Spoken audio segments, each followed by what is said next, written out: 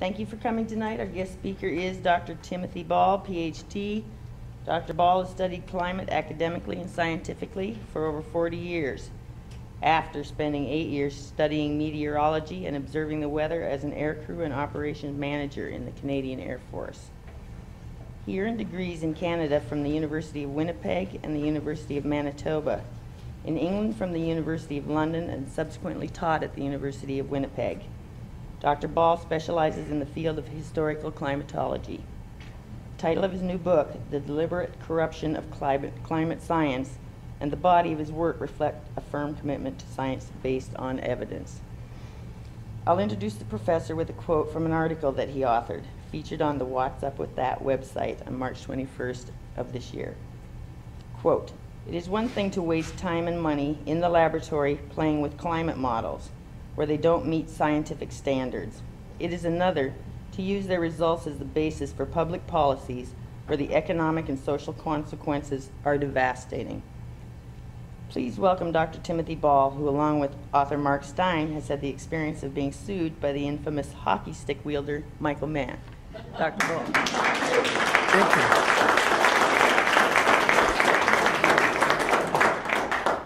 Thank you. Thank you. Evening. Notice I didn't say good. Everybody's telling us what to think. Make up your own mind whether it's good or not. Who am I to tell you? And of course, what I'm going to do tonight is give you a biased presentation. And my argument for that is that all you've heard up to now is a bias. And I'm going to present you what you haven't heard, and you can put the two biases together and draw your own conclusions. All right? That's the whole objective of this evening. And biases, as I said, are only a problem if you're not aware of them. The same as problems. Once you've defined the problem, you're halfway home to solving it. And so that of course, is the issue here. Is there a problem, and how do we define it? I want to thank you for inviting me down from Canada. I love the old story about why did the Canadian cross the road? And the answer was to get to the middle. Okay. And what's amusing about that is that it's an insult for an American, but for a Canadian, the response is, "What's wrong with that?" It's a very stereotypical response. The idea of, and by the way, Jonathan Winters, the great comedian, just a genius comedian, he was given an award at a festival for comedy in Montreal called Juste pour rire, which means just for laughs. And he walked out onto the stage, and there was huge applause. And the applause settled down, and he said, "I love Quebec." I love Montreal, and the applause went up again. And then it settled down, then he said, "I love Quebec," and they started cheering again. And then he said, "I love Canada." And the applause went on, then it settled down, and he said, "I just hope we can take you peacefully one day." Well, the room went berserk. And so with those few introductions, by the way, I do want to add quite a serious note, because I was watching a documentary on the US Navy at Normandy, the landings, and it brought home something to me, because I was born before the Second World War in England. And as a young child, I very distinctly remember being taken down by my father down to the local river where the American troops were practicing with their landing crafts. And also, and they set up a tent city close to us. And we used to go down there and, of course, got chewing gum and everything else. And it occurred to me as I was watching that program how many of those men made it through the war. I'd never thought about it before. And, of course, because of those men, I'm here today. And I want to thank them for that. So that's my little contribution to your recent Memorial Day, for which I'm very grateful.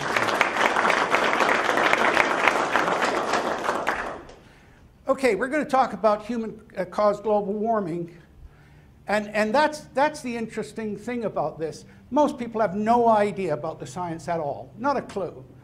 But they've got very definitive opinions about it. In fact, it's amazing how strong a people have without any understanding of the facts or the science, but they've got very strong opinions about things. And it's difficult. It's very hard to make policy and good policy. So that's part of what's going on here. Human-caused global warming, of course, has become the central theme. And as I'll show you, it's all related to this idea that we shouldn't be on the planet at all. There's a very strong, in the extreme environmental movement, a very strong anti-humanity theme. And I see coming back now those t-shirts and bumper stickers that were around for a while, save the planet, kill yourself. Okay? And to give you an idea of how extreme it's become, Prince Philip was one of the reasons I left England to Canada. Prince Philip, they said to him, you know, if you could be reincarnated, what would you want to come back as? And he said, I'd want to come back as a deadly virus and kill off most of the people. I mean, that's an outrageous statement for a world leader to make. I wrote him a letter and suggested that was a good idea as long as they started with the monarchy. But of course, that's the problem that you see, and I've dealt with these issues on commissions of inquiry and everything else. Everybody's screaming, do something about this, and when they come to do something, they say, oh, don't start with me, start with that guy, he's worse than I am. And this is the kind of problems that we have. But the whole human-caused global warming, of course, is around the theme that everything that's wrong with the planet is being caused by humans. That they're the problem, and I'll show you how that developed. It is, without question, the biggest deception in history. That's not hyperbole. There have been more extreme regional deceptions, the South Sea bubble and the stock market swindles and all the rest of it, but nothing that's had the impact on a global scale. So many of the events that are going on that people don't even realize are related to trying to deal with this deception of global warming. For example, you hear them talking about the riots in Egypt, the Arab Spring they called it. Well, I know a lot about that, and I know that it had nothing to do with democracy or political freedom. It had to do with the fact that grain prices went through the roof because of the price of corn that was being funded to produce biofuels, okay? And of course that meant, and in fact Paul Dreesen's written a book about this, about the thousands of people around the world that died because of the cost of the food going through the roof. It was all very nice to say, oh, well, this is Arab Spring. You go to those countries, they don't have a smidgen, that's a very useful word these days. They don't even have a smidgen of democracy at any level of their societies. I had a friend that flew F-5 aircraft that Canada sold to Colombia. And because he spoke Spanish, he took them down to teach the Colombian people how to fly them. And he said, talking democracy in that country is a joke. There's no democracy in the family or any other level of the society. So, as I said, the Arab Spring thing was one of the reasons, was all about the failure of the cost of food going through the roof. And just a comment about that before we get into this. I've taken seniors on tours around Europe, and one of the favorite tours is taking them to Pompeii, the great city that was buried by Vesuvius, 74 AD. And one of the tours we did was particularly devoted to looking at all of the graffiti. It was wonderful graffiti, and they were having an election at the time of the eruption. And one of the pieces of graffiti says, if we get rid of this bunch of scoundrels, we just get another bunch of scoundrels. Okay? Does this sound familiar? If I could put it out of Latin into French, is plus ça change. The more things change, the more they stay the same. And ever since I've seen that, I've thought about what causes people to get rid of leaders. If they think the leaders, if they get rid of one, they just get another bunch. What causes them to rise up? What causes revolution? And I discovered there are two basic things. One is a failure of the food supply. That's what was happening in Egypt. That's what triggered the French Revolution. The hostility between the peasants and the aristocrats was always there. But when you have 2 consecutive years of harvest failure, where the price of a loaf of bread went to 85% of the peasant's total income for one loaf of bread, then one more harsh winter, and in June of the following year, they stormed the Bastille and the whole French Revolution begins. And so when you look through his, and you go into the tombs of the pharaohs in Egypt, all of the stuff they're bragging about, how they kept the people alive through drought, how they kept them fed through drought. That was the great achievement, was the food supply. So that's the one thing that will cause people to create evidence. The second thing is when the leader starts to believe that they are there because of a divine right. When they forget that they are there at the will of the people, then they will probably lose their heads, as Charles I did. Right? Because Charles I said, I'm here by divine right. And they said, yeah, take this divine right, and they chopped his head off. Okay? Louis XVI said, l'état c'est moi, I am the state. Oh yeah, okay, Louis, here's your head. Right? The minute the leader forgets who really puts them in power, that's when the people will say, no, this person's got to go. And it's very interesting when you look at rise and falls of civilizations, as I have over the last 40 years. So this idea about what's going on, what the people respond to, what causes them to react to bad political leaders, is tied up in the climate and the food supply issue, as I'll show you. You hear academics talking about a paradigm shift. What are they talking about? They're talking about a society deciding to look at something in a very different way than they have previously. All right? The one, of course, that we're talking about tonight is environmentalism. And people say, oh, you don't care about the environment. I care more about the environment than anybody I know. I've served on commissions, and I've set up boards of soil conservation, water conservation, all sorts of attempts to deal with environmental issues. But see, what happens with a paradigm shift is that there's a few people that look at it and say, hey, there's an opportunity for me here. And the opportunity is either financial or political or worse, both, okay? And so those people grab that idea and exploit it. And I'm going to suggest to you that environmentalism was an absolutely necessary new paradigm. But what happened was a group of people grabbed it and took the moral high ground with it and used it to control everybody else. They are in fact on the verge of, the environmentalists are on the verge of destroying environmentalism, because the public are getting fed up with it. They're getting fed up with what I call eco-bullying. They're getting fed up with being pushed around. And so, of course, the problem is that if they push back and they lie to them too much, the public will say, we don't believe anything you tell us. Then real issues won't get dealt with. That's the danger. It's in that old Aesop's fable about the wolf, crying wolf. And we're on the verge of that with environmental issues right now. So, and by the way, I'll give you an example of a paradigm shift that you can all relate to. Feminism. Absolutely necessary change needed. Still a lot of changes needed. And when you look at what's going on around the world, absolutely essential. But you see, here's the problem with a new paradigm. Most people don't see or understand what the paradigm really means for them. And not only that, but there are fears of it. Why? Because a paradigm shift means change. And we're all small c conservative. We're afraid of change because we know when there's change, somebody's going to win and somebody's going to lose. And the loser just might be me. So there's a hesitancy. And they don't quite, so that small group that grabbed the idea and then exploit it, and the rest are sitting there saying, and the women were saying, well, how far do we go with this feminist thing? And then I discovered over my career looking at this that there's a very important idea with this. I used to wonder, what was the role of extremists? What's their purpose? It's kind of like, what, if we got rid of all the mosquitoes, would the world really come to an end? You know, what's the role of extremists? I finally discovered what it is. The role of the extremist is to define the limits for the rest of us. That's the role of the extremist.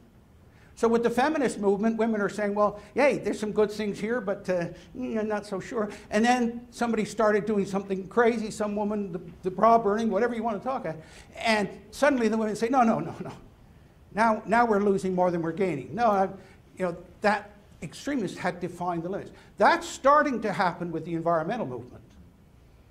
And it's starting to happen because people are seeing the cost in jobs, the cost in damage to society, structures of society, and so on. So they're starting to push back a little bit. It's one of the reasons we're here talking tonight. And so paradigm shifts, as I said, very essential in the environmentalist thing. Now, there's one other thing with environmentalism, because if you look at the bookshelves, you'll see there's a lot of books about Darwin. Richard Dawkins talking about Darwin. And is God dead? That's one of the debates that's going on in the academic world about all of this, and certainly with the young people. Now, Darwin, of course, was an atheist, and for the reason that most men become atheists, he had a young daughter who died. And Darwin said, I can understand a God that tests adults, but I can't understand a God that would test children.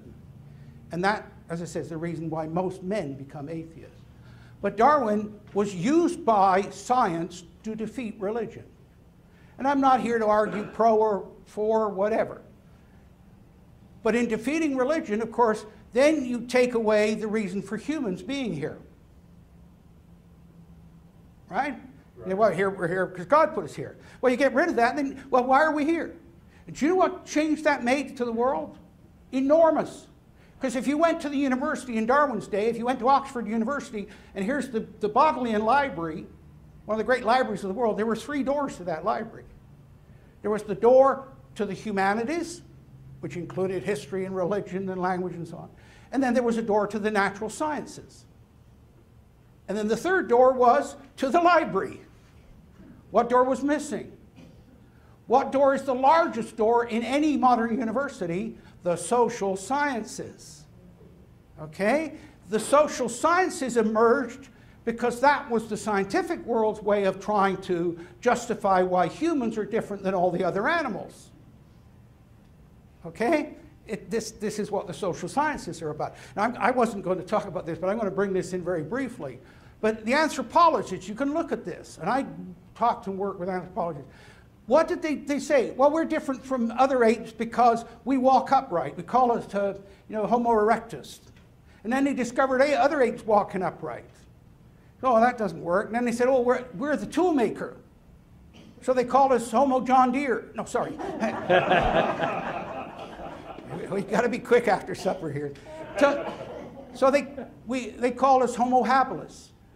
And by the way, I got to give an introductory lecture to Jane Goodall, the chimpanzee woman, and in Winnipeg a few years ago. It gave me the best opening line I ever produced, because I got up and said, I never dreamed I'd be a warm-up act for chimpanzees, but here I am. But Jane Goodall, of course, discovered chimpanzees making tools. And there are other animals seen now making tools. So suddenly now, we're not alone in that. So then they said, well, what makes us different? Well, we can think conceptually. We can take 2 ideas and produce a 3rd idea. So we call ourselves, very arrogantly, Homo sapiens, the wise ape. Right? But then they put boxes in the corner of a room, hung bananas from a high ceiling, and the chimps came in and very quickly piled up the boxes and got the bananas. Scratch the wise ape. Okay? Now, this part's going to shock you because, well, where do we go from here? They decided that what makes humans different than the other apes is that we can tell lies. Doesn't that make your human chest swell with pride? Right? And so, well, then what do we name ourselves? Well, we call ourselves the doubly wise ape, Homo sapiens sapiens. Why? Because lying is a double concept. You have to think of the truth and then a way around the truth. Right? It has to be premeditated. And so we called ourselves Homo sapiens sapiens. Well, you could read about this. It was in National Geographic. They taught a gorilla American Sign Language, had a vocabulary of 300 words, which meant it could graduate from grade 12.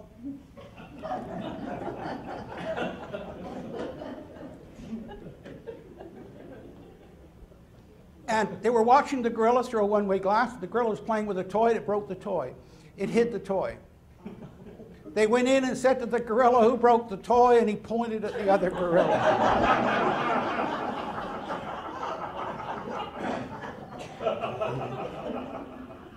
So I say to my anthropologist friends, well, what's your thinking now?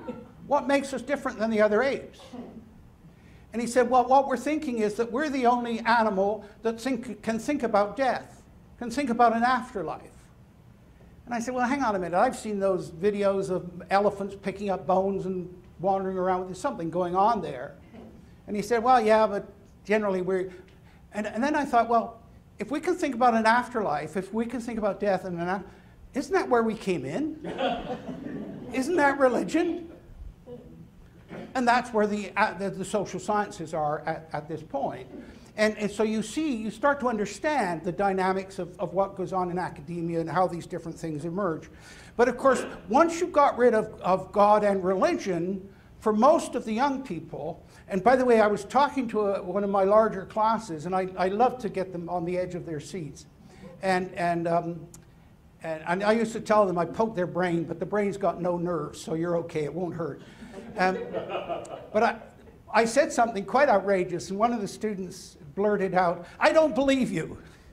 Well, of course, all the other students go, "Yeah, that's it, the red pencil sword of Damocles descends through his brain."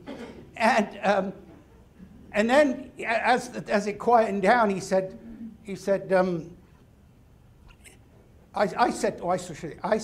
him, "I don't believe you, Thomas." And he said, "My name isn't Thomas."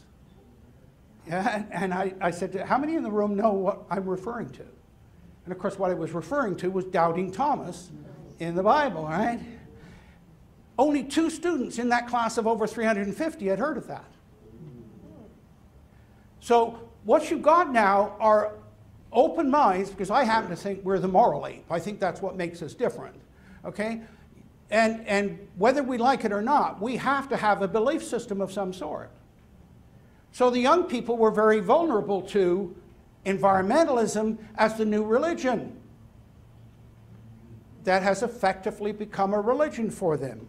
And of course, cartoonists who see the world much more starkly than most of us, and here's a cartoon that appears, First Church of Our Lady of the Environment, okay? And by the way, I'll use a few cartoons because I think in cartoons, bumper stickers, and T-shirts, that's where the intelligent comments about the world are made. Right? My favorite one in Victoria it says, "Do you want to talk to the man in charge or the woman who knows everything?" I love that. I don't care if you can't make any sense out of this. This is a simplified diagram of the weather, with the sunlight coming in at the top here and heat coming in from the oceans, and how it all gets mixed up. When you stand outside, you experience the weather. That is the sum total of everything from cosmic radiation in deep space to heat coming off the bottom of the oceans and everything in between. All right? It is what engineers call a white noise. It's as if you were standing outside of a football stadium and you're 100,000 people. That's a white noise. And what they're trying to tell you is that we know enough about the climate and the weather to be able to pick out individual noises in that stadium. And I'm here to tell you we don't and we can't. But what have they done? They've picked out one of those individual noises, and I want you to think about this. They've chosen CO2. Why did that become the focus? It's such a minuscule part of the total atmosphere, as we'll see. So there must have been some reason that it became the focus of everything. And that's what we need to talk about here, what we need to understand that you haven't been shown. Now, it is, of course, I'll just flip back for a second, but it is, of course, in the graph here, it's in with atmospheric composition. But that's only one gas in the atmosphere. There's nitrogen and oxygen, which are 98% of the atmosphere. And then there are what are called the greenhouse gases. And this is where the deception begins, because this shows you the greenhouse gas percentages. But look at this. Here's CO2, 4% of the greenhouse gases. What's the biggest greenhouse gas? The most important greenhouse gas is water vapor. It's 95%. You know that here. You know that if you've got an evening with clear skies and the heat escapes, the temperature is going to drop and you're going to get frost probably in the spring or the fall. But if you've got high humidity and you've got clouds around, the temperature stays up because the water vapor is acting in trapping and holding the heat in. You go to Insula in southern Algeria in 1943, they recorded a temperature change. It was minus 3.6 at midnight, and by noon the next day it was plus 52 degrees Celsius. That is a phenomenal change of temperature. Why? Because there's no water vapor in the desert. The CO2 makes no difference whatsoever. No difference whatsoever. But you see, this is what they wanted you to focus on, and that's the question we need to ask ourselves here tonight. And here's how it gets misinterpreted. There's that same pie chart, and this is right off of ABC News' website that the young people go and get. It says, this graph shows the distribution of greenhouse gases in Earth's atmosphere. Carbon dioxide is clearly the majority. It doesn't even show water vapor. 95% of what our greenhouse gases is left out of this graph. This is 100% wrong. And yet there it is on ABC News' website. And then you start to understand why the people are confused about what's going on, how easily they are misled. I wanted to get a graph that was long enough to cover everybody in the room. This is 420,000 years.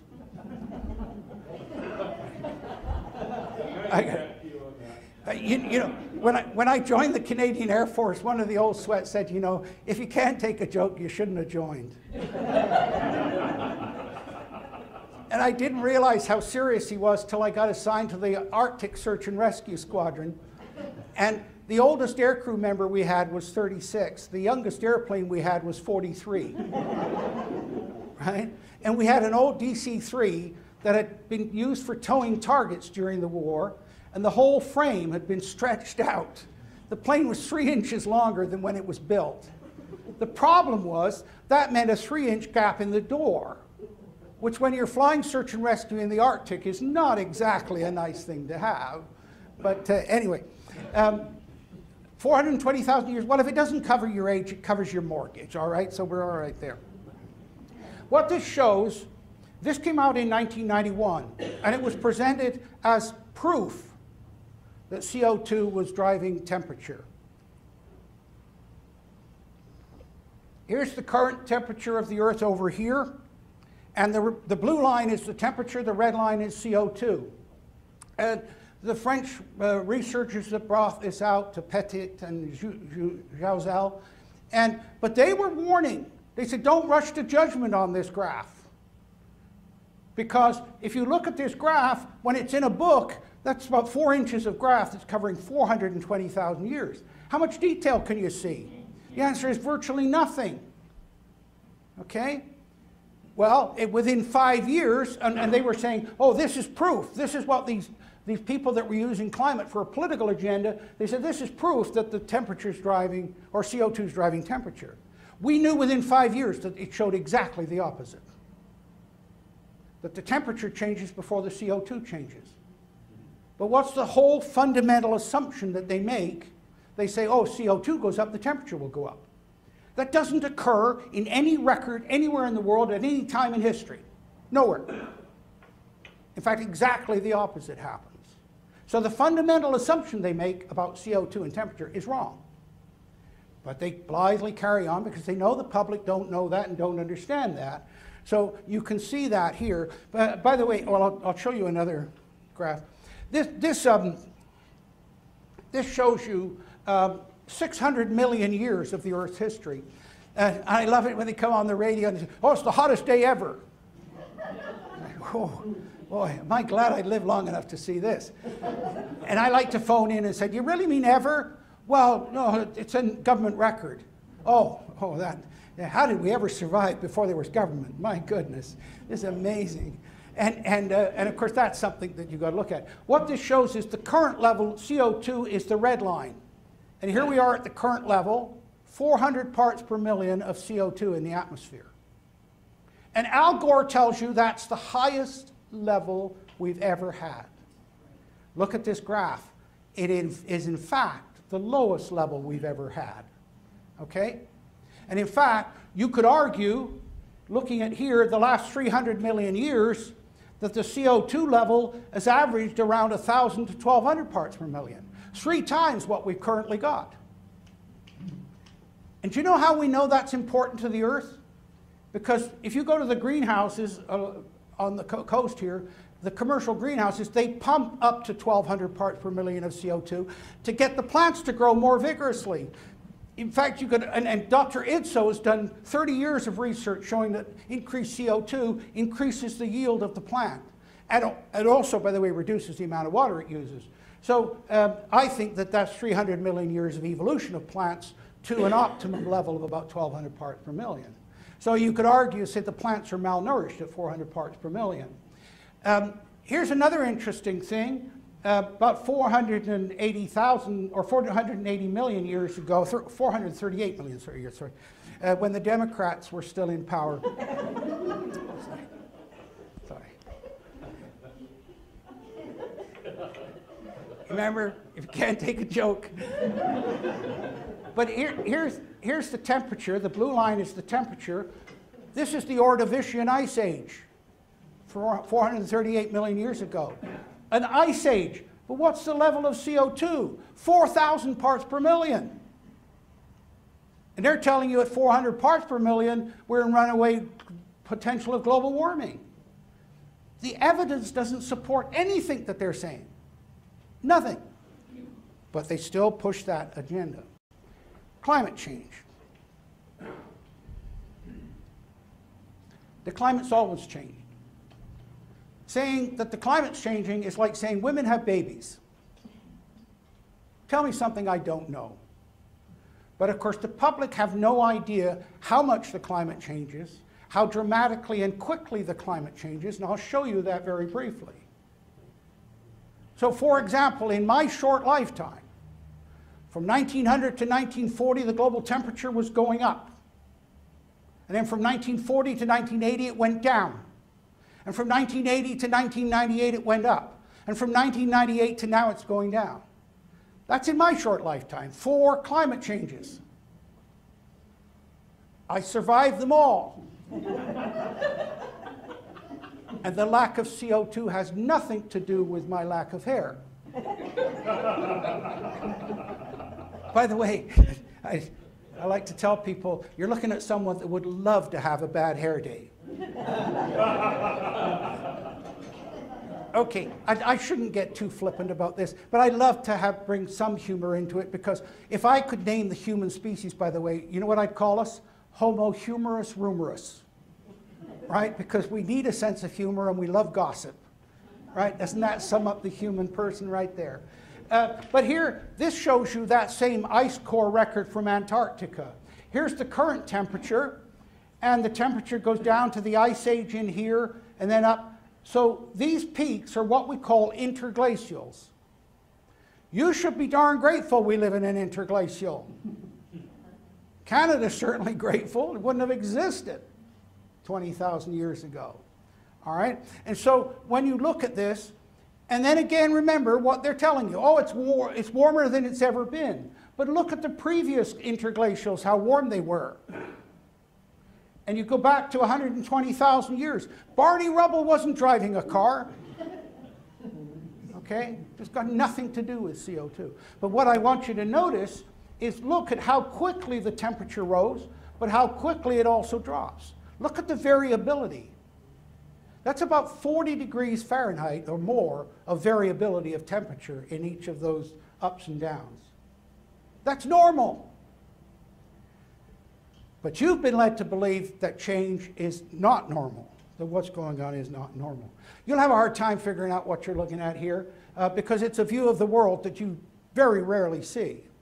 What you're doing here is you've got the North Pole in the center. You're looking down on the North Pole. It's complicated by the fact that here, this is 18,000 years ago. Here's the massive Laurentide ice sheet covering most of Canada and northern US, the Greenland ice sheet, the Eurasian ice sheet. That's just 18,000 years ago. Just 18,000 years ago. And here's the North American picture, right? And in fact, we had an ardent Canadian nationalist, because what happened is as this glacier advanced, it scraped all the soil off of Canada and deposited it across the northern states. And And he argued that we should have got that back as part of the NAFTA agreement. That was our soil that you could. But you can see now, where did the water come from for all that ice?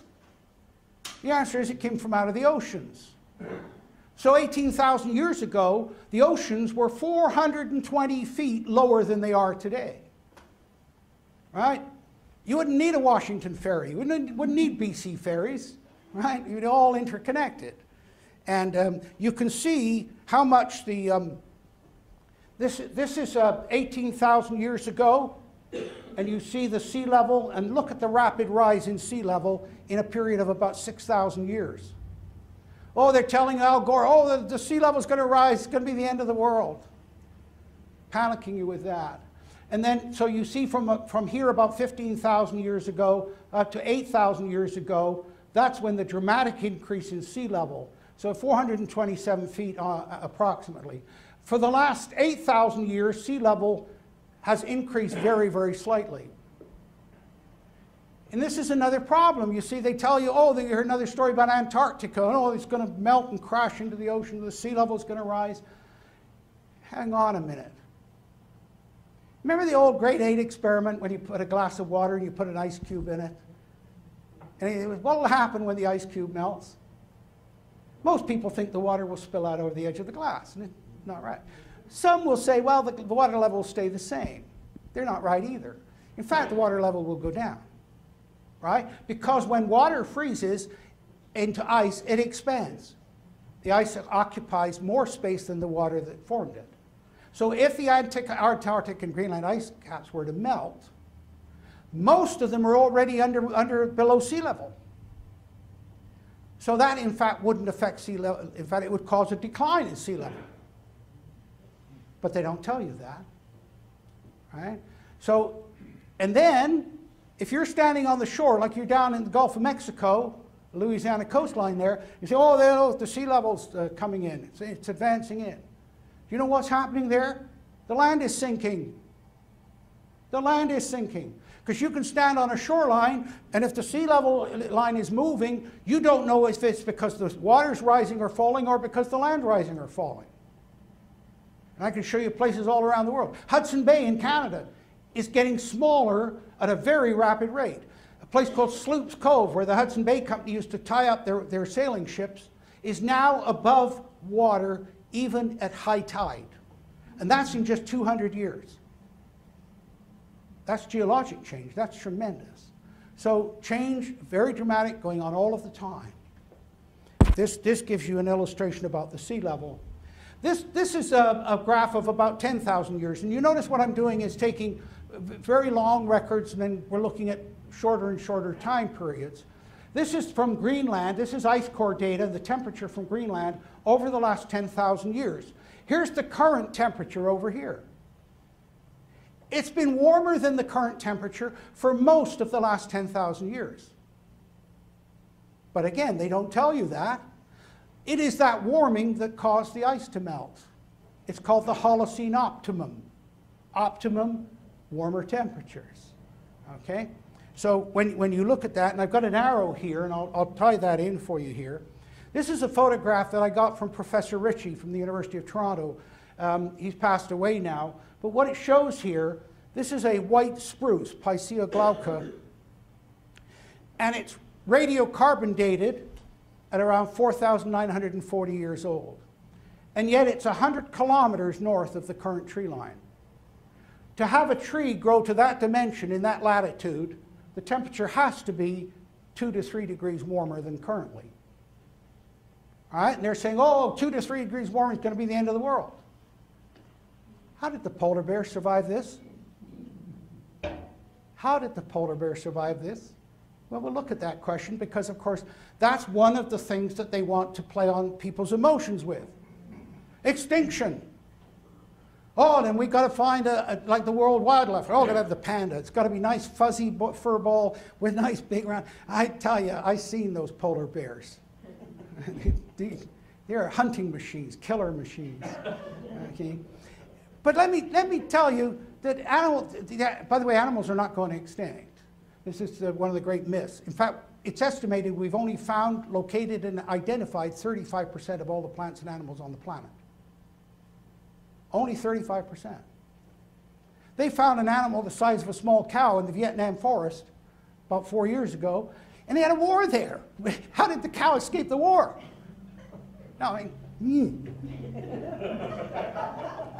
But think about the extinction thing. Let me tell you, there are a lot of animals that are doing very well, thank you very much. Pigeons, seagulls, coyotes, snakes. Have I mentioned any you like yet? Oh, you see, it's very emotional thing. You know, you've got to have those nice white. And by the way, let me give you an idea of how distorted this can get. One of the things we did in the East Coast when I was anti-submarine was we had to watch and monitor the seal hunt. Okay, and they brought Brigitte Bardot over and said, oh, these horrible people are killing the young seals. It was their livelihood. And it was a horrible life, very, very harsh life. And they set up Brigitte Bardot, by the way. They said, oh, if you're going, the Newfoundlanders said, and they're wonderful people, they said, if you're going out in the ice, you've got to wear the right clothing. Here's some good boots and some good pants to wear. And then when she came back, they told her they were sealskin boots. She just went berserk. But the other thing is, of course, as you know, Greenpeace decided they were going to defend the seals. And so they, of course, the name Greenpeace. The Newfoundlanders, with their wonderful sense of humor, they said, we are going to protect the cod because the seals are killing the cod. So they formed a group called Codpeace.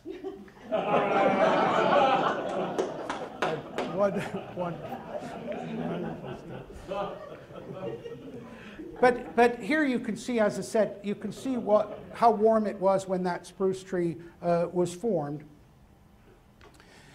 And this is looking at the last 1,000 years of European temperatures. Here's the current temperature. And going back, you can see to the Little Ice Age, around 1680, the nadir of temperatures then. And when you look here at Dickens' winter, what do you think of when you think of Charles Dickens? You think of Christmas Carol, snowy winters, harsh conditions, workhouses.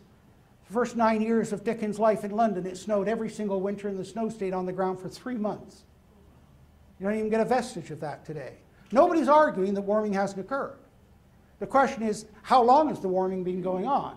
Well, the most recent warming, as I said, is from the Little Ice Age. You don't understand the fur trade unless you understand how cold it was in the 17th century in Europe.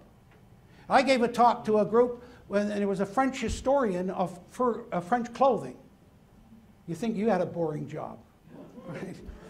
And he came up after and he said, you know, I was reading about French aristocrats wearing fur underwear. Right? And he said, I couldn't make any sense out of it. And he said, now when I find out how cold it was, I said, hang on a minute, these are French aristocrats. Maybe it wasn't the cold.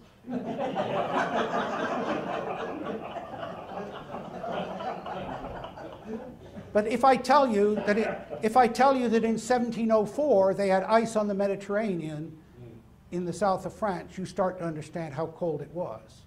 Okay, so then you've got this medieval optimum, this very warm period around 1,000 years ago. That had significant effect in North America here. For example, the drought all through the Four Corners and that whole Southwest, the Anasazi people, the impact of that drought. And by the way, they migrated. This is another thing that you need to understand. People react and respond and migrate. Absolutely amazing how much people migrate. In fact, there are Navajo and Hopi words in the language of the Dene people in the high Arctic, even today. Of course, that's been transmitted by those people migrating. Also, by the way, because of the tobacco trade. They took tobacco up there. But of course, during this warm period in Europe, and they consider 12th century the optimum century in Scottish history. Why? Because it was warm and they could grow crops. Because this is one thing we must never forget. Remember I talked about getting rid of the leaders that with the food supply failed. Surplus food is surplus time, and with that surplus time you can create any kind of economy you want. And all of the people throughout history, the founding fathers, Jefferson talked about how important agriculture was as the fundamental part of your economy. If you can't feed yourself, you're at the mercy of everybody. And so, of course, they were able to grow lots of food, and that left lots of time when they could build Gothic cathedrals. They had the manpower, the people that were available to do it, because somebody was producing enough food for themselves and for other people. And by the way, one of the great, you talk about American exceptionalism, no nation in the history of the world has ever produced as much food as the United States. Where now you've got 2% of your population producing enough food to feed your own people and to export. But of course what that means is that a lot of people then are in the cities and don't understand the food supply and all the problems that engender with that. But no nation has ever achieved what the US did in terms of food production. When you look at the other side, here we go. During the Little Ice Age, this is a painting of the Thames of London. In 1683, there was 3 feet of ice on the Thames in London, England. You can't even imagine that today. And again, as I said, think about the fur trade, the demand for furs and what this meant. And you can see here they're working. This is the old London Bridge before it fell down. And so you can see the implications of that. There's lots, I do a whole show of climate and art, relating how the climate depicts the art through time. This is the most recent temperature of the world. It's a composition of 4 different temperature records, NASA and so on, and the satellites from the University of Huntsville at Alabama. And what it shows is from 1979, the temperature is going up. And then, of course, since 1998, it's changed. And, of course, when it was going up, they called that global warming. And then from 1998 onwards, they had a problem, because Mother Nature wasn't going along with what they were forecasting. And so instead of going back and saying, our science is wrong, they moved the goalposts. And they called it climate change. Okay? And if you want proof that that was deliberately done, here, and I hope you can see this all right, here's a quote from some emails that were deliberately leaked on these corrupt scientists. And it says, the CRU, the Climatic Research Unit, the IPCC, in an email from the Tyndall Center on the UAA campus said, in my experience, global warming freezing is already a bit of a public relations problem with the media. Right? People were starting to make jokes about, oh, you know, where's that global warming? Right? I like to tell people it's another undelivered government promise. and then this Swedish alarmist, Bo Yellen, he said, I agree with Nick that climate change might be a better labeling than global warming. They deliberately changed the labeling. And so you start to see what's going on. That their global warming scare, the evidence, this, by the way, their hypothesis was CO2 goes up, the temperature will go up. Well, the CO2 was continuing to go up, but the temperature wasn't going up anymore. This is what Huxley said 100 years ago is the great bane of science, a wonderful hypothesis destroyed by an ugly fact. Right? And so you had this difficulty. And here's the graph. Taking that from 1998 on, you can see the temperature declining slightly. Look what the CO2 is going. It's not supposed to happen. Not supposed to happen, but that's what's going on. And so again, the cartoonists strike it. And here it says, the elephant in the room, the 17-year cooling trend. Okay, and here's a scientist saying, why is everybody snickering? Global warming science. Well, they try to come up with all kinds of excuses about what's wrong. Oh, it's in the deep ocean and all the rest of the nonsense that they've gone on with. The problem is their computer models are wrong. They don't work. Every prediction they've made using these computer models has been wrong. I mean, everyone, every single one. And this is part of the difficulty. This is how the computer models are created. They divide the world up into grids. And the smallest grids are like this one is 3 degrees latitude by 3 degrees longitude. That's a large area. But here's the problem. 85% of the world, we have no weather stations. 70% of the oceans, virtually no weather stations. 20% of the land is mountains. 19% is desert. No weather stations. Most of the weather stations are concentrated in eastern North America and western Europe. And so what are they building these models on? And the answer is they create a model for each grid and they guess at what the temperature might be in that grid. Because this is the point they've reached because they haven't got the data. They create a computer model that tells them, oh, here's the data. They take that then as real data and put it into another computer model when it isn't real data. That's how corrupted this has become. And so you can see. And by the way, you think we haven't got any data on the surface. When you get above the surface, we've got even less. We've got even less. We know virtually nothing about what's going on in the atmosphere from the surface up. The inability to forecast? Well, here's those graphs of temperature and the change from warming to climate change. This is the surface temperature. This is the satellite leveling off. This is their forecasts. But you see, after 1990, their forecasts were so wrong, they changed the name again. They stopped saying we're doing predictions, we're doing projections. All right? And so they came up with, they brought a low projection, a best projection, and a high projection.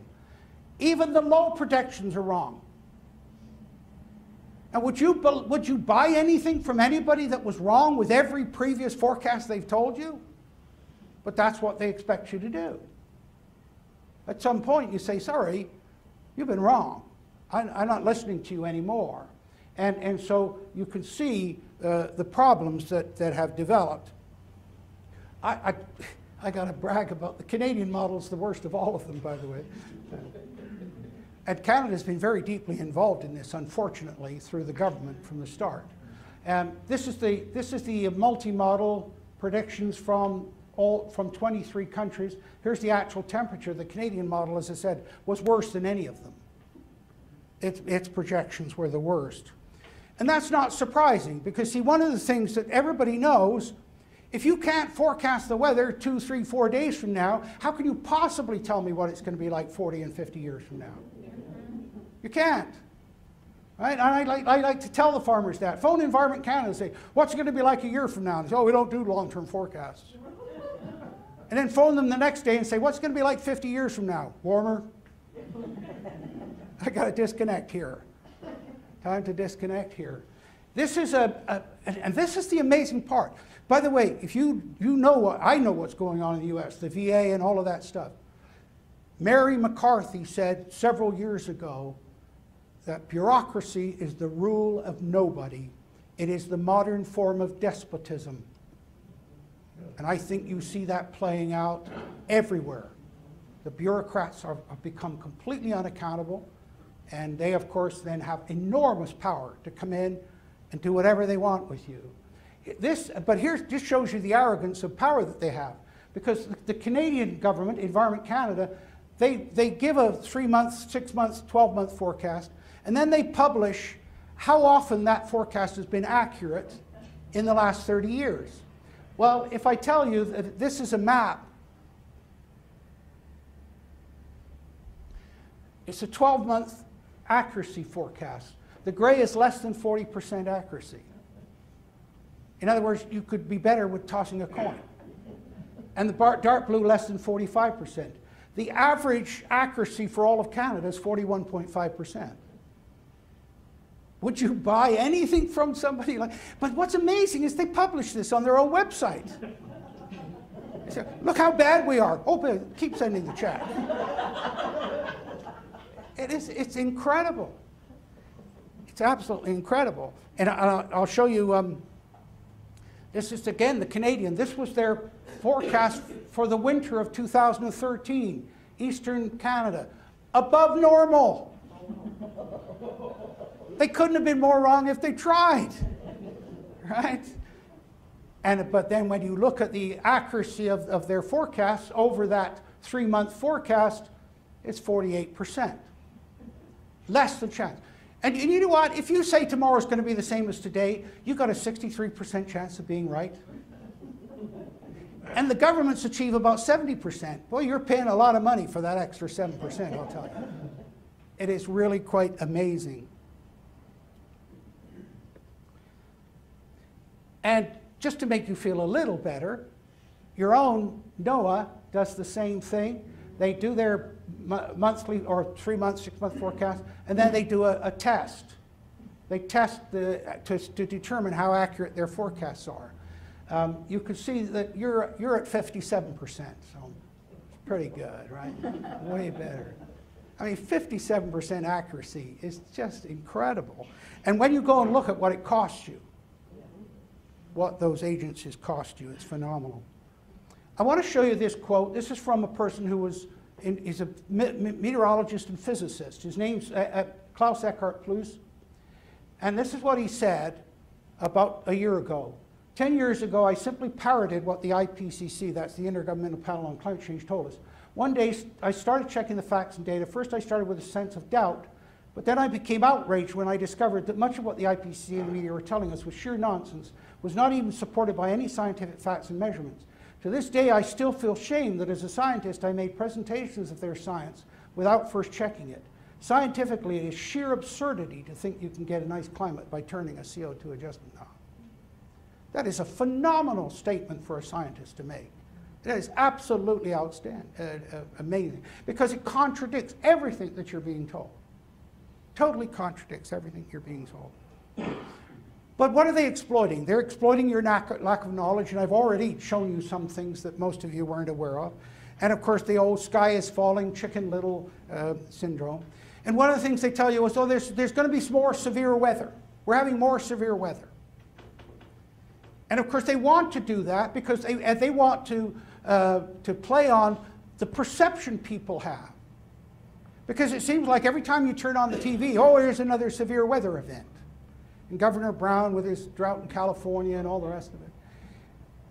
But let me tell you how this works. If you're introduced to somebody for the first time, it seems like after that, every time you turn around, there they are. They were always there, but they were just not part of your world or your perception. So what's happening now is the media have decided that weather events, and notice by even Fox News, the hyperbole, what are they going to do when they run out of hyperbolic words? I mean, they don't have just a weather report, it's extreme weather. It's extreme weather, right? And shaking. That, by the way, that's why I think they work. They get you shaking so hard, all the money flies out of your pockets and they go around picking it up. So you think, oh, I've watched so many severe weather events, got to be true. But here's a plot of tropical storms and hurricanes from 1971 to the present. Show me the increase. Do you know the year when most people died from tornadoes in the US? 1905. 250 people died in 1905. And there weren't that many people living in Tornado Alley at that time. I could make a cruel joke about not many trailer parks either, but I wouldn't do that. So you can see this, and here's another example of how they exploit it. This is the US tornadoes from 1950 to 2007. You say, well, there it is. Oh yeah, tornadoes increasing. But let's look at the facts. Population growth has resulted in more tornadoes being reported. Do you know that Environment Canada is not allowed to say that there was a tornado unless somebody saw it? Right? Got to see it to report it. So you got more people there, we're going to see more tornadoes. Advances in weather radar, particularly the deployment of about 100 Doppler radars across the US in the mid-90s, has resulted in a much higher tornado detection rate. The increase. So suddenly when you start to look at and explain this data, you see that that increase probably doesn't exist at all. And tornado damage surveys have grown more sophisticated over the years. Do you know who made one of the most honest statements recently, believe it or not, was Warren Buffett. Warren Buffett's very heavily invested in insurance. And he said, I've been looking at our records and we've got no increase in claims for quite some time. And what's significant about that? Who would benefit more by saying, oh, it's terrible, you buy more insurance, than the guy that owns the insurance company? Okay? It's the same way as Warren Buffett's pushing the railway and opposed to the Keystone Pipeline because he owns the railway lines across northern U.S. All right? And so you start to look, what is that? Somebody very wisely said, follow the money. Wasn't it? Yes, something like that. And here you've got, this is the U.S. annual count of strong to violent tornadoes, 1954 through 2012. There's no increase, simply no increase. And so you start to see what's going on. But this is one of the most interesting ones for you to understand, because what do they tell you? Oh, the Arctic ice is melting, the polar bears are dying, and oh, this, whoa, scare, scare, scare. And this is, again, looking down on the North Pole. This is for April of 2013, and it shows approximately 15 million square kilometers of ice is the red. And then this is the same diagram by September of that year, and there's the Arctic ice by September. That every single year, approximately 10 million square kilometers or 3.9 million square miles of ice melt every year. In other words, an area the size of the continental U.S.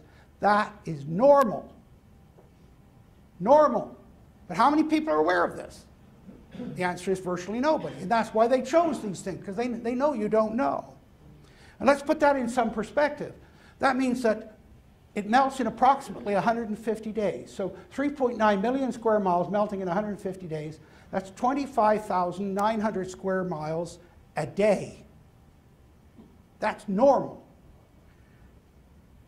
I'd love to see a headline in USA Today that says, an area equal to West Virginia melted today, because that's what happens. That's normal. But let me show you how they play the game. A few years ago, they said, oh, more ice melted in the Arctic this year than last year. An area the size of Texas. Oh, that's so big, Texas. Oh, my favorite joke, by the way, the Texan talking to the New Hampshire farmer, and the New Hampshire farmer said, how big is your farm? And the Texan said, oh, it takes me about 2.5 days to drive around in my pickup. And the New Hampshire farmer thought for a minute and said, I got a pickup like that too.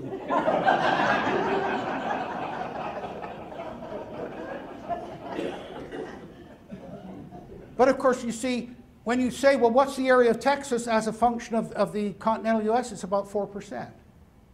So it's not significant at all. But the use of the term and the idea of people's minds, then it becomes a harem-scarum thing. Just for interest's sake, this is the ice conditions 2 days ago on May the 7th. You see the ice starting to retreat, starting to melt in Hudson Bay, and of course the polar bears are all down here waiting, or coming ashore, I should say. They come ashore around the Hudson Bay where they have their denning and the young are born. This picture on the left, because you hear about the polar bears drowning, and this was a photograph that Al Gore used in his movie. The woman who took this picture was on a tourist ship in the Arctic. And she said the polar bears weren't threatened, they weren't drowning, nothing. In fact, they climbed up on this ice to see what was on the ship. And they saw food.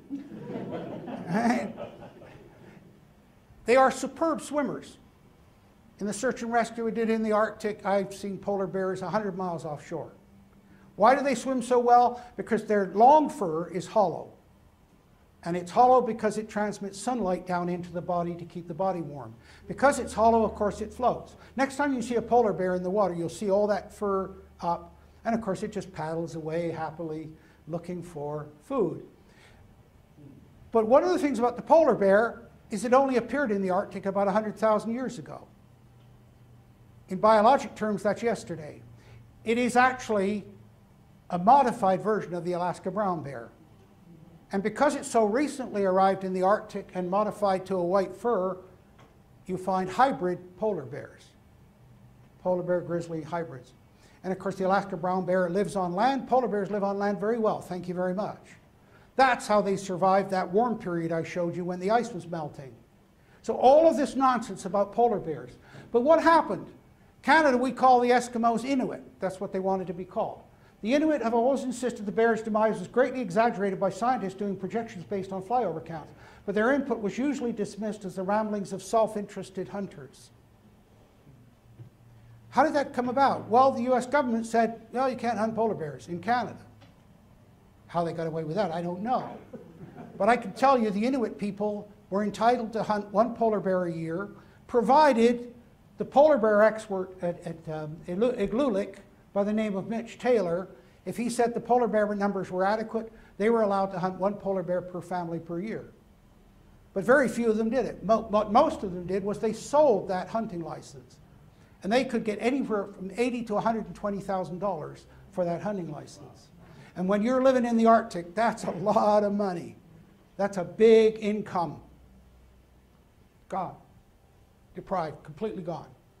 And Mitch Taylor, Nunavut Government Biology Observed in the front page story of the Nunatsiavut News, the Inuit were right. There aren't just a few more bears, there are a hell of a lot more bears. So all of that nonsense about the polar bears disappearing is just that. And so, and by the way, Canada had a polar bear conference 2 years ago. They told the Inuit leaders and Mitch Taylor, don't show up. They banned them from coming. What's the motive? Well, this is a guy by the name of Robert Malthus. And he was the son of an aristocrat, and of course he was the 3rd son, so he had to go into the church, became a minister of the church. The eldest son took over the property, the estate. The 2nd son went into the army, and the 3rd son went into the ministry. So they had places to put their children. And Malthus got interested in population. And he wrote a book called An Essay on the Principles of Population. Darwin took this book with him on the Beagle when he went on his famous voyage of discovery of evolution. You know what Malthus's view was? There are too many people. We got to reduce the number of people. And the governments are not helping because the governments are giving out money to the poor. Right? They're helping the poor. They're helping those people that shouldn't be having children. Okay? So Malthus was really a eugenicist. Got to reduce the population. And what he argued was that the population would outgrow the food supply. That idea got picked up by this guy, Paul Ehrlich, at Stanford University. Yeah, okay, and he wrote a book called The Population Bomb. And published, and here you see some of his predictions. The battle to feed humanity is over. In the 1970s, the world will undergo famines. Hundreds of millions of people are going to starve, including Americans. I think you got the other end of the problem, don't you? I wouldn't be a judgmental Canadian and make any comment about that. But yeah. So here you see, smog disasters, 1973, might kill 200,000 people in New York and Los Angeles. Yeah, thin the herd. I like that. That's a good idea. I would take even money that England will not exist in the year 2000. This guy's still teaching at the university. I mean, it's unbelievable that you can be that wrong. And then he said, before 1985, mankind will enter a genuine age of scarcity in which the accessible supplies of many key minerals will be facing depletion. An economist by the name of Julian Simon took a bet with him. And he said, I'll bet you pick any minerals and you pick any time period, and I'll bet you by the end of it there'll be more minerals at a lower price. And Ehrlich took the bet. But he hired somebody to pick the minerals in the time period. And he picked this guy, John Holdren, who is now Obama's science czar. Okay?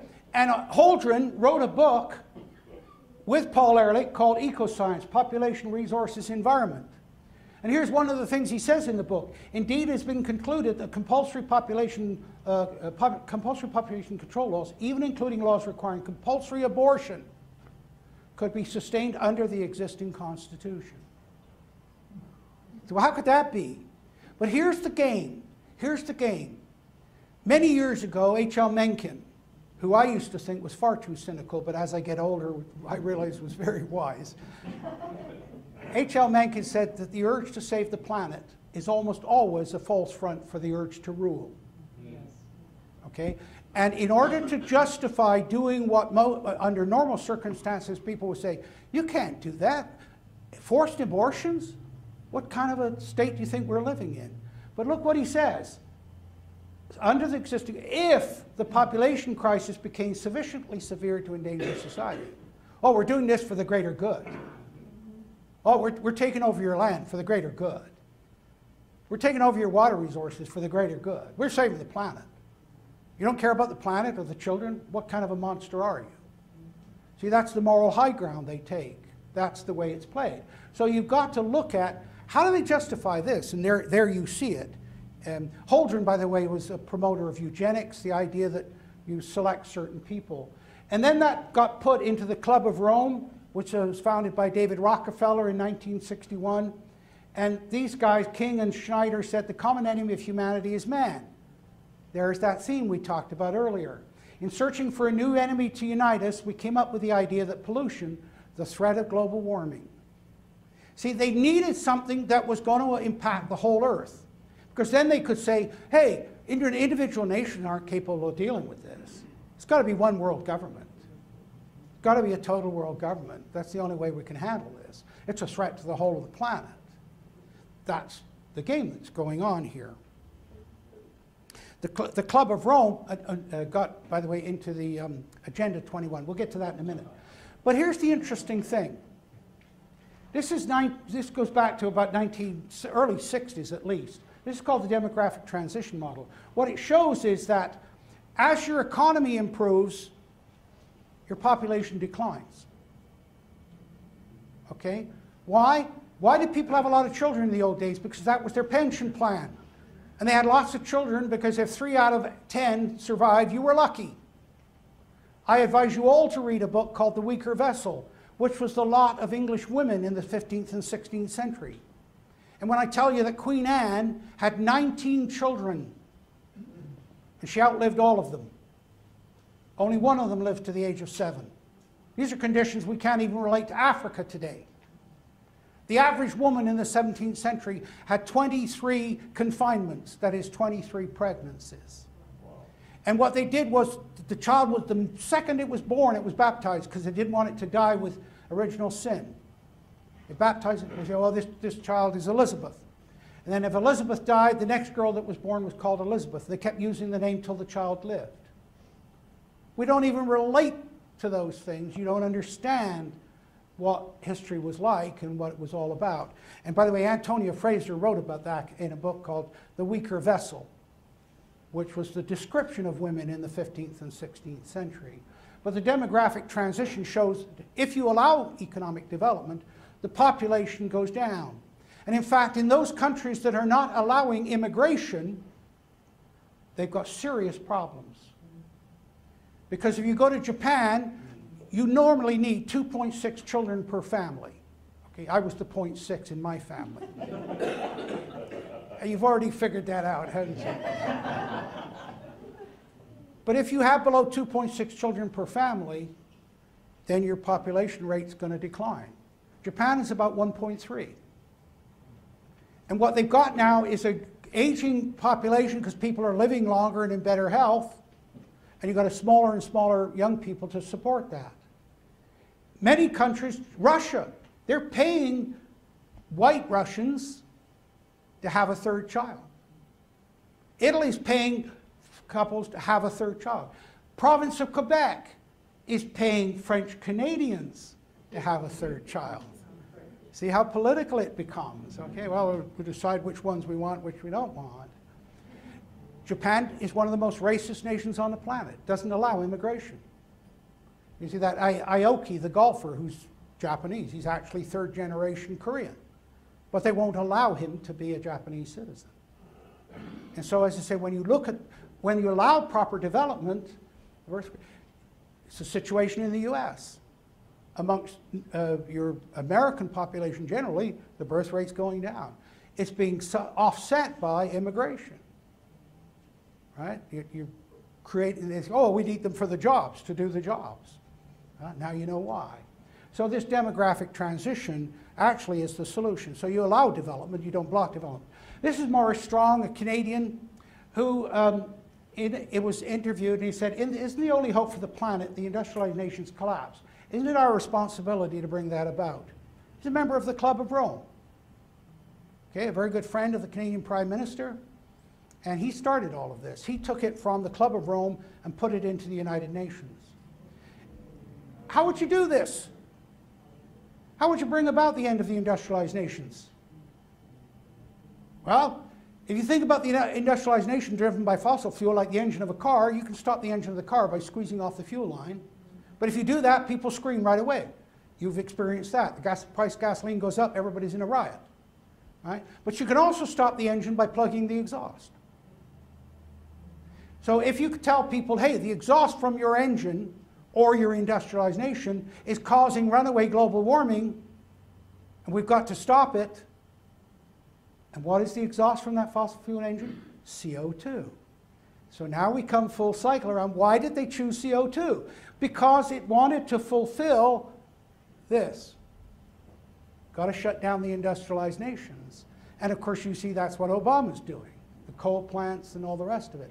And if you want to see the effects of what happens when you institute those policies, in the same year that he chaired the Rio Summit in 1992, he became the head of Ontario Hydro, which is the public utility in Ontario, Canada, that controls all energy in that province.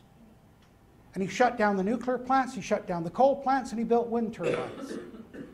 And ever since, Ontarians have been paying a surcharge on their electricity bills.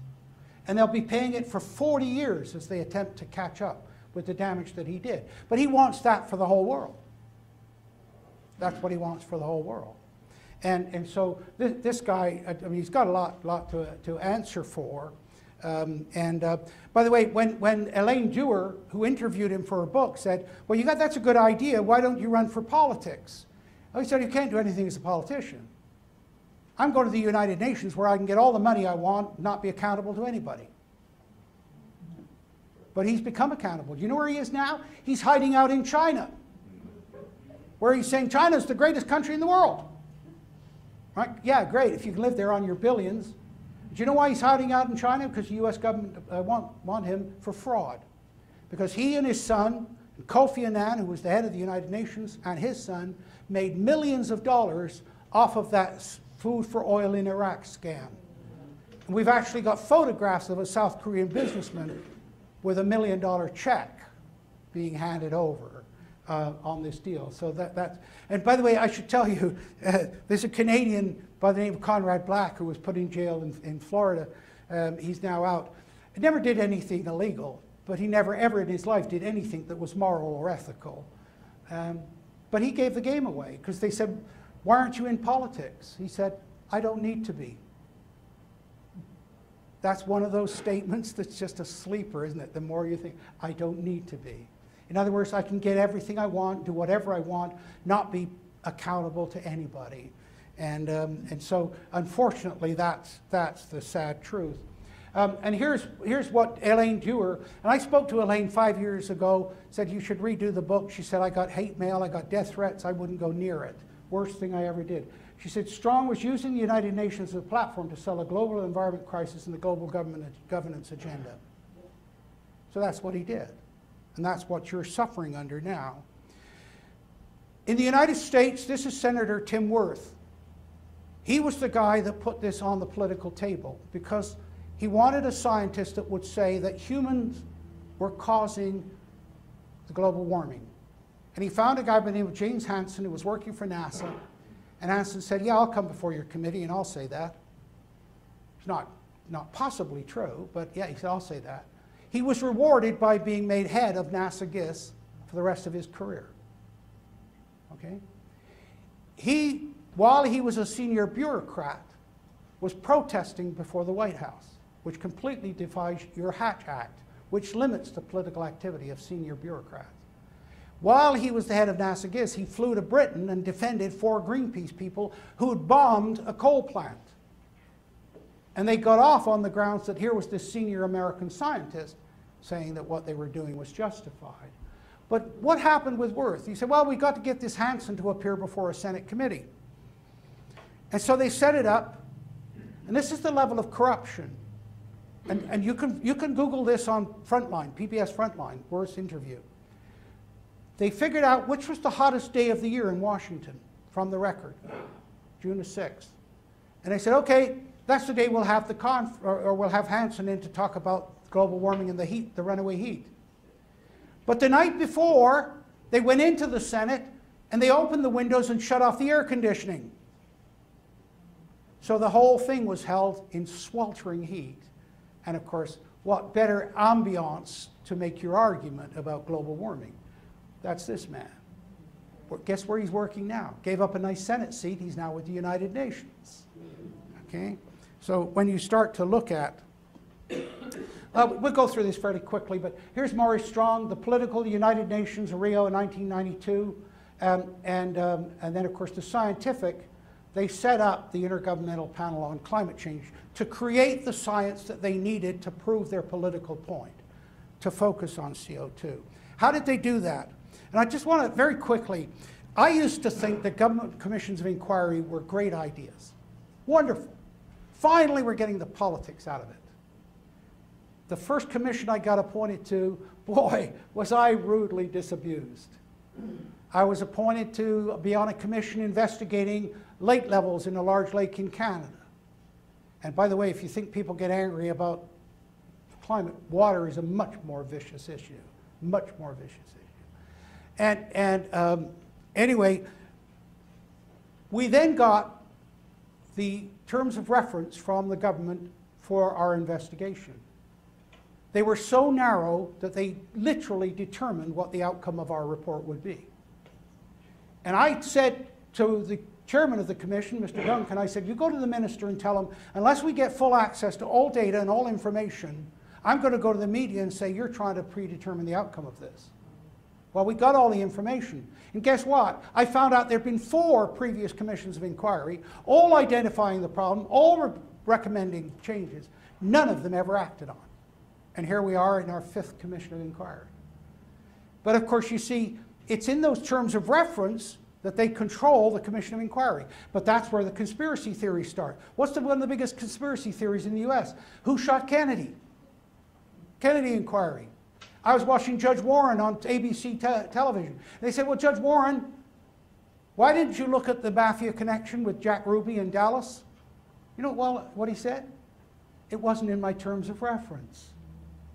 And I'm sitting there thinking, I know exactly what he's telling me. He's told not to go there. But of course, most of the audience wouldn't know what he was saying. They wouldn't understand what was being said. That's how they control these things. Well, here's how they controlled the climate thing. By the definition, they were told to look at a change of climate which is attributed directly or indirectly to human activity that alters the composition of the global atmosphere, which is in addition to natural climate variability observed over considerable time. In other words, only look at human causes. Don't look at what nature's doing. You can't possibly determine this if you don't know what nature's doing. It's impossible. So the IPCC were very restricted right from the start to only looking at human causes. And of course that narrows it to CO2. So here they did the science report, and from the science report they say, yeah, oh yeah, CO2 is causing it, we're 95% certain. So then the second group say, okay, it's humans causing the warming, so we'll look at the impacts. And these guys say, oh, you know, the polar bear is going to die, this is going to happen, all the negative things. That's all you hear in the media. They never look at the positive sides of warming. You know, there's Canadians up there saying, come on, warming.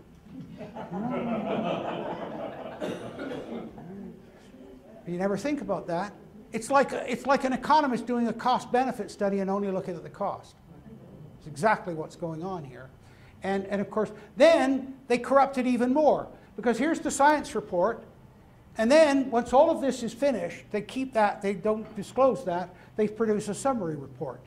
And the summary report doesn't agree with what the science report says at all, because it's produced by different people. And it's released to the public with all the scares and all of the false claims. And somebody asked me coming in here tonight, have you read the 816 pages of this summary? And yes, I have. And it's an unbelievable bunch of lies. Completely false information. And then they release this, and then this goes back to the scientists saying, make sure that your science report agrees with what we told the public.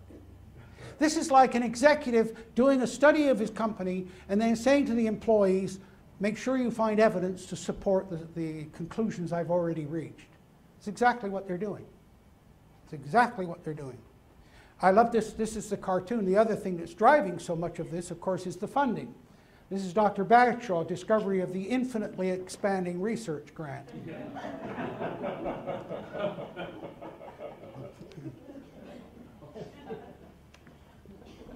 The billions that have gone into climate research, just frightening.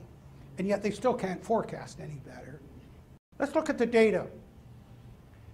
This is NASA GISS. The number of stations starting in before 1900 reached a peak in 1960. They've been closing weather stations ever since. One of the reasons they argued was because of the satellites. But the satellites can't see through cloud. It can't tell you whether it rained or snowed or whether any precipitation fell at all. In fact, you remember when the first satellite images came in, here's the satellite, they had to draw the outline of the state so you could tell what you were looking at through the cloud, okay? But they declined. But then they reduced the number of stations, but they selected only stations that showed significant warming. And so here's the number of stations declining, and then the drop in 1990, but look what happened to global temperatures. And let me show you how bad that was. Here's Canada. These diamonds are the only stations that they use to determine Canada's average temperature. Look at the Arctic. This whole Arctic archipelago, which is larger than the continental US, they got one station for the whole of the Canadian Arctic.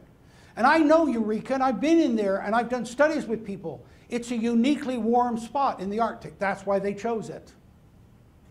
Okay? In fact, there are plants there that survived the last ice age. That's how unique it is.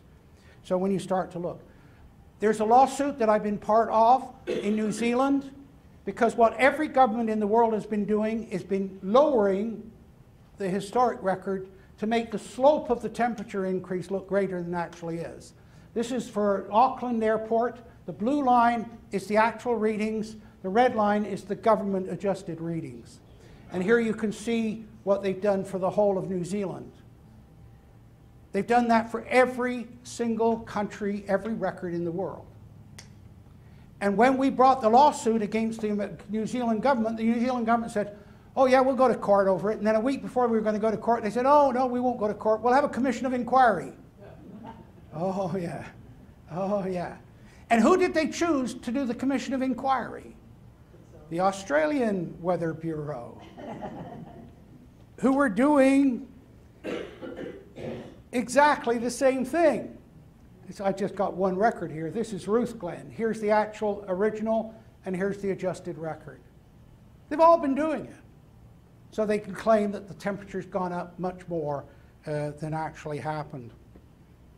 The IPCC reports, this was in 1998, and I hope I'm not going on too long, but it's such a long story. And I'm very aware that the mind can absorb what the behind can endure.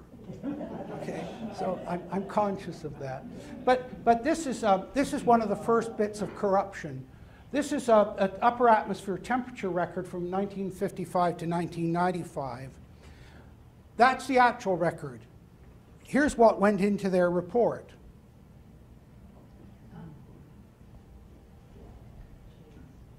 They selected, this was done by Benjamin Santer, the lead author. So they selected this portion which showed an increase. They said, oh, there it is. It's warming. But look at the original record. I mean, this is so corrupt that you don't know where to start talking about it.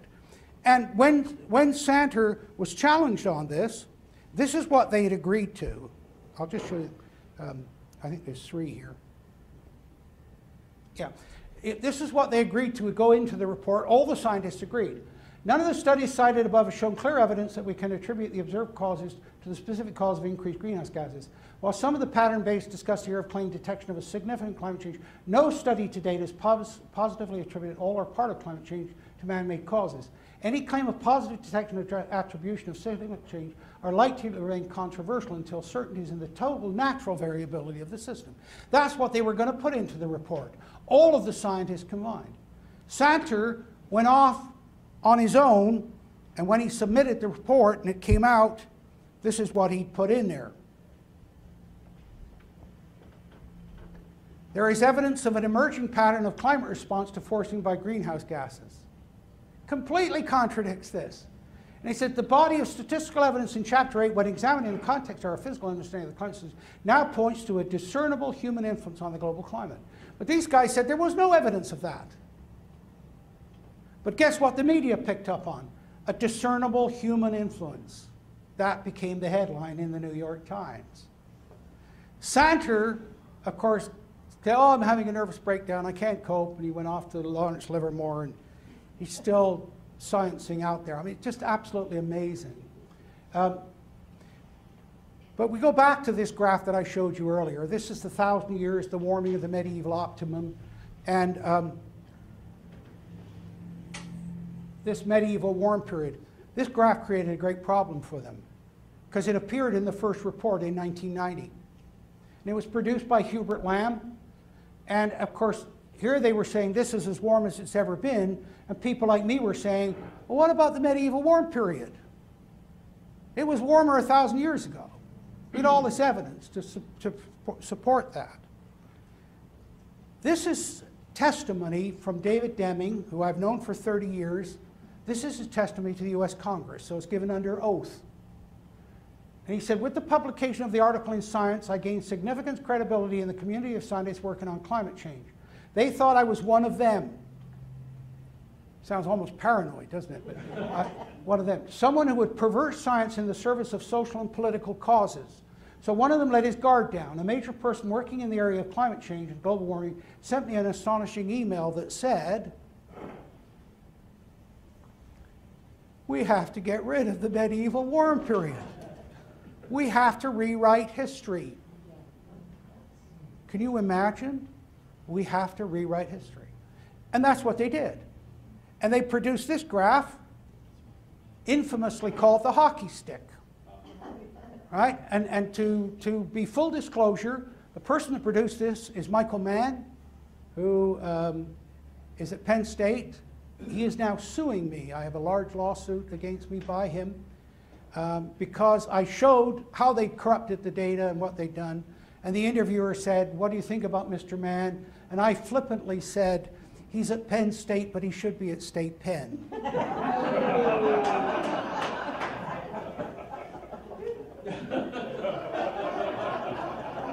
No sense of humor. No sense of humor. And of course, by the way, in Canada, no protection of free speech. That's why the lawsuit was filed in Canada.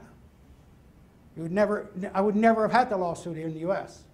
If you want to get a measure of how valuable your free speech is to you, wait until you've been sued for saying something and you find out just how nasty it is and how bad it is. I mean, it was a flippant comment. In fact, we've discovered since that one rap singer had already made the comment, but he didn't get sued. But what Michael Mann did was he used tree rings to produce this decline in temperature. You see the medieval warm period's gone. What's the mistake with this? Tree rings don't show temperature. They're precipitation driven. And he only selected one tree ring set which showed the declining temperature. But then they had a problem because the temperature on the tree rings kept going down into the 20th century. So what they did was they cut it off at 1900 and they tacked on modern instrumental record, which is completely scientifically corrupt. And what we got from the leaked emails, what they were doing. They instructed the computer to hide the decline. That was the phrase that was used. That, oh, we can't have that decline, so we've got to hide it. So whenever the thing starts to go down, plug in this data and that'll make it go back up again. Okay? That's what went on. And two Canadians by the name of McIntyre and McKittrick reconstructed some of the data, and of course there the medieval warm period shows up again, and here you can see. But look at this blade of the hockey stick. That's instrumental record. This was produced by Phil Jones at the University of East Anglia, who was heavily involved in this corruption.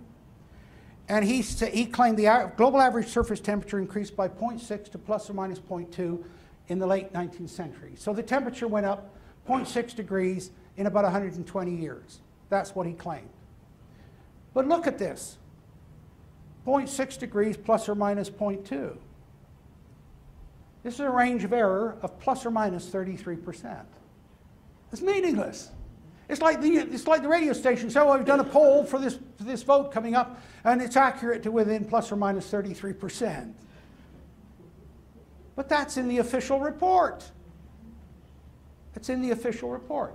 And when the Australian, Warwick Hughes, the Australian climatologist, sent an email to Jones and said, he asked for the data.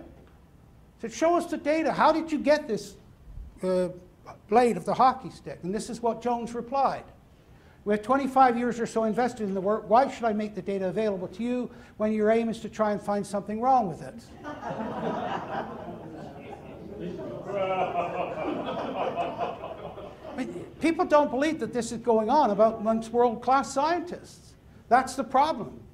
You know, it's almost like the priest thing, that you can't believe and you don't want to believe. But that's the difficulty.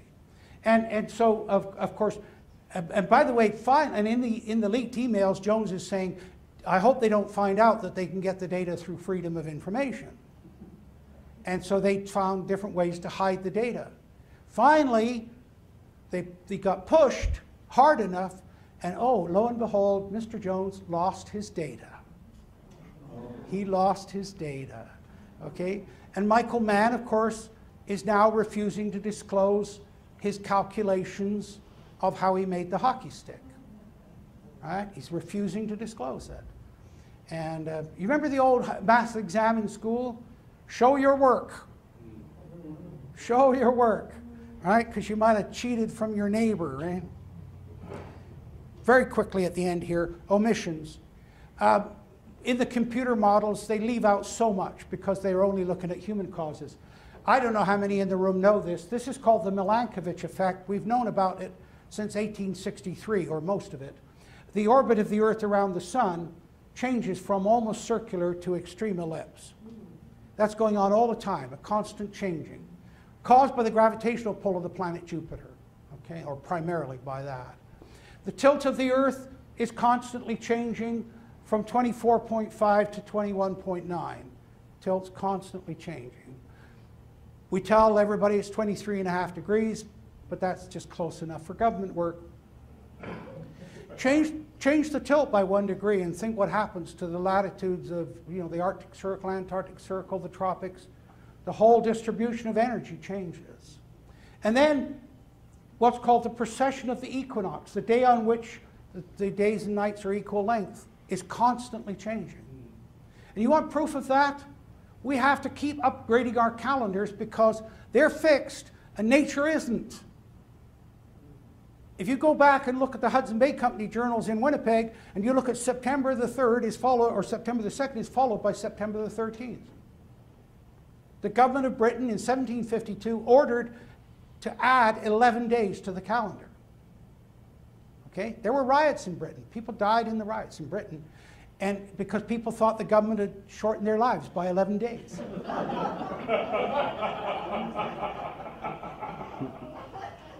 Incidentally, I was teaching a course and I was talking about this in a penitentiary in Canada because I wanted to have a captive audience for a change. And I was telling them about how this year got shortened by 11 days, and I said everybody was angry, and one of the prisoners said, I know a group that weren't.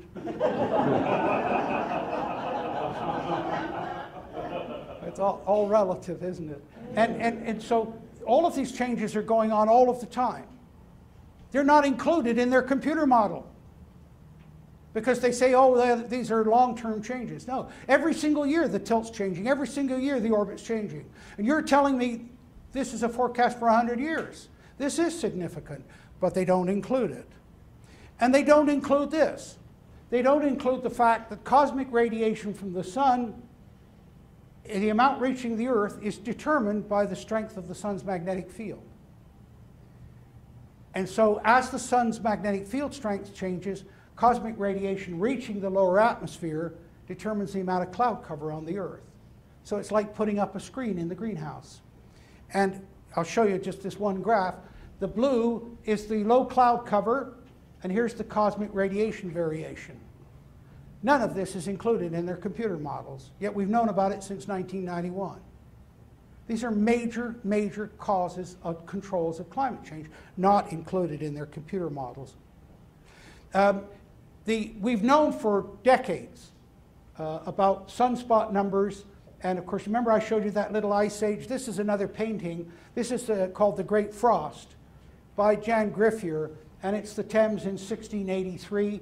You see down the middle of the Thames a medieval ice fair. Queen Elizabeth and her court skated regularly on the Thames.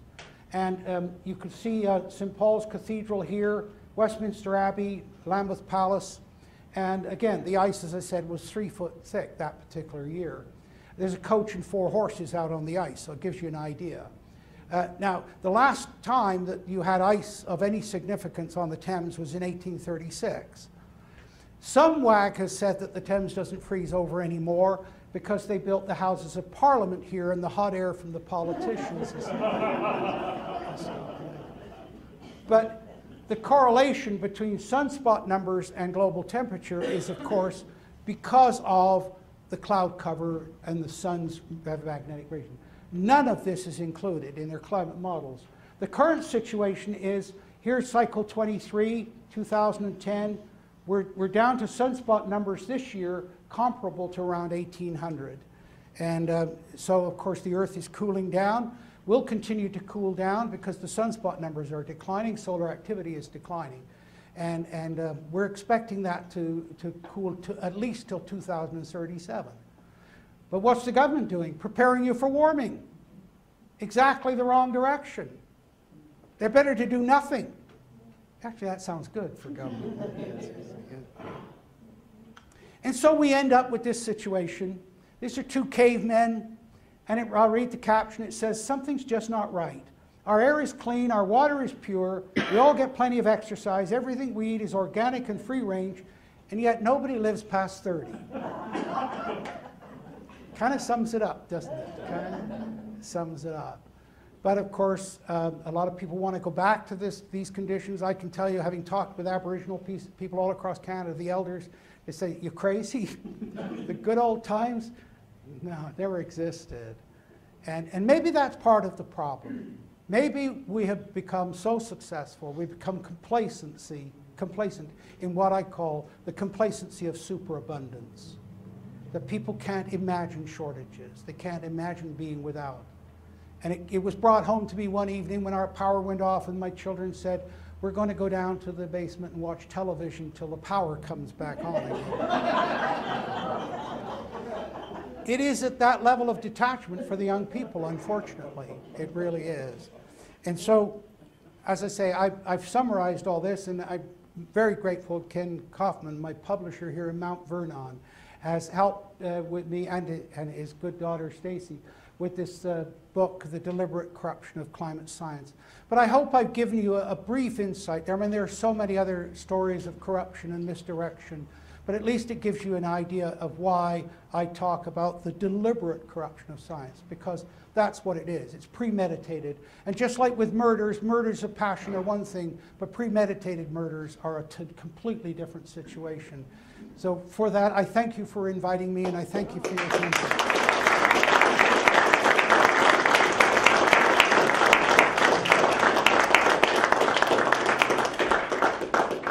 Okay, we're going to be taking questions. Okay, George, I'll speak up. We're going to be taking questions in just a minute. I do want to mention on the book, you can order it from Amazon, or we have Ken Kaufman here, and he says you can order it directly from him at stairwaypress.com. His daughter is shaking her head, yes.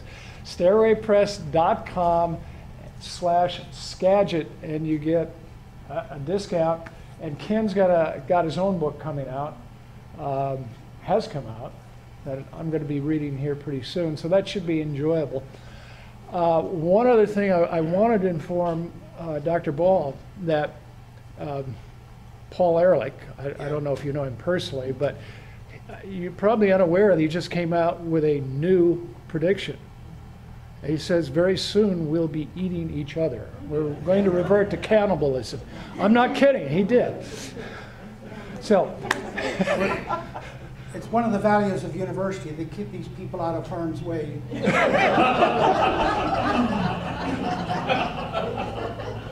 oh well.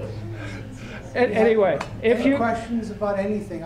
yeah, if you have a question, please come up here and X marks the spot. Stand right here and ask the question. Please don't filibuster. You know, give a dissertation. Just ask a question. So. I don't want to discourage you while he's coming up here, but at the end of a class, I say, are there any questions? And they all sit there saying, I'll kill anyone that asks a question. I want to get out of here. Sorry, go ahead, sir. Good evening, Dr. Ball. Thank you for coming and enlightening us. I appreciate being in the presence of a true ethical scientist. I'm aware of the scientific method, having participated somewhat in my career. On what basis, if any, are you ever attacked on weaknesses in your science by your colleagues? Well, actually, some of the nastier attacks have been from inside the university. I was chastised by my department because I published articles in the local newspaper, and they said I had no right to do that. In fact, I got a 3-page letter from one of my colleagues, which a lawyer said was libelous. And politics in university, I've worked in government, I've been in the military, and I've worked in private industry. Politics in academia is absolutely the most vicious anywhere. It fulfills what I've always said is that there's 2 ways to get ahead. You can pull yourself up or you can push the other person down. And when you've got all of the academics determining the careers of all the other academics, they spend all their time pushing everybody else down to push themselves up. And I forgot what it was, C.P. Snow, I think, who said that politics in universities are so vicious because they're so inconsequential. Yeah. But it really is nasty. In fact, I joked about I took early retirement because there was so much scar tissue on my back, there was nowhere to put a knife anymore. And the lawsuits that I've had are from, well, 3 of them were from academics, 1 from a bureaucrat, and all filed through the same lawyer in Vancouver. And I've had death threats. I'm not particularly proud of that. And I didn't want to tell people about that because we talk about ethics. Many scientists are afraid to speak out. We had one just recently, Bengtsson, a Swedish scientist who declared, he joined a global warming policy foundation group, which is skeptics. And he just got hate mail. He said, I don't need this. I don't want these sorts of attacks. So there are many scientists that won't speak out. You get scientists who tell me that, oh, they're socialists, and if they agree with the position I'm presenting, they're immediately classified as conservative or right wing, and they don't want to be classified as conservative or right wing. But of course, that's one of the things that the political left do so well, is pigeonhole people. They label them, and of course that labeling is part of the same attacks. For example, if you dare to question anything about documents with Obama, you're called a birther. These are all political public relations strategies, or you're called a conspiracy theorist. It's to marginalize people. It happened to me when I was called a global warming skeptic. And then I pointed out, as the gentleman here implied, that all scientists are skeptics. The scientific method requires that you be a skeptic. That the scientific method says you create a hypothesis, then other scientists challenge it. But what happened with the global warming hypothesis was, as Richard Lindzen from MIT said, was it became consensus immediately. And anybody that dared to attack it was marginalized as a global warming skeptic. And I try to point out to people, no, I'm not saying that global warming hasn't occurred. All I'm saying is humans aren't the cause of it. But they couldn't even understand that distinction. And then when it changed to climate change, of course, the names against me changed. I became called a climate change denier, with all of the Holocaust connotations of that word. And I was first called a climate change denier on the Times of London front page. I have to mention that because, you know, I just telling the Queen last week how much I hate name droppers.